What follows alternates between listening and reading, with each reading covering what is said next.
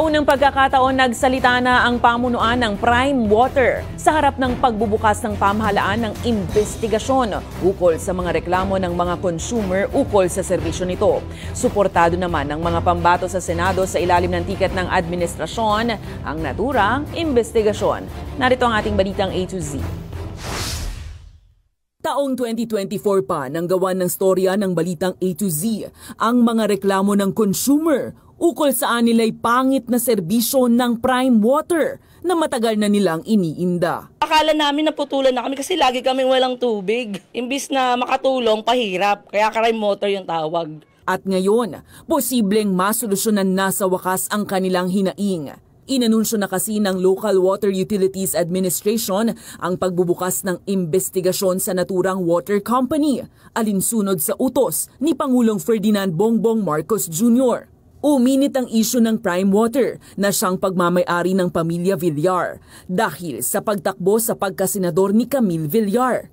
Una nang sinabi ni Vice President Sara Duterte na pamumulitika lang umano sa kanilang mga kaalyadong Villar ang pag-iimbestiga sa Prime Water, bagay na agad pinabulaanan ng Malacanang.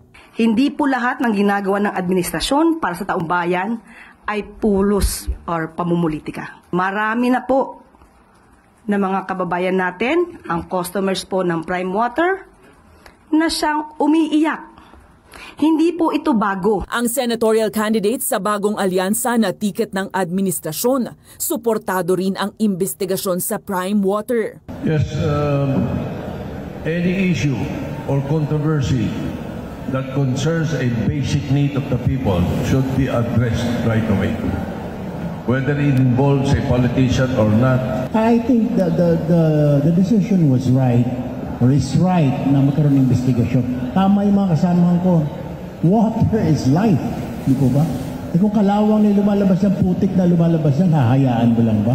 Pero paglilinaw ni senatorial candidate Congressman Erwin Tulfo, hindi ito personalan o pamumulitika. Hindi po si Congresswoman Camille ang iniimbestigahan dito. Ang iniimbestigahan po yung company ng family niya. Prime Water is not Camille Villar. Mababatid na inendorso kamakailan ni VP Sara ang kandidatura ni Camille Villar. Sa kabila nito, ayon sa kalabang tiket na bagong alyansa, nananatiling pambato ng administrasyon ang batang Villar. Gayunpaman, no-show siya sa pinakahuling political rally ng alyansa sa Quezon ngayong araw. Matagal nang walang tugon sa mga tanong ng media ang Prime Water, pero sa unang pagkakataon, naglabas ng pahayag ang kumpanya. Ayon sa Prime Water, bukas sila sa dialogo upang maresolba ang issue, habang nangako rin silang pagagandahin pa umano ang serbisyo sa mga nasasakupang lugar.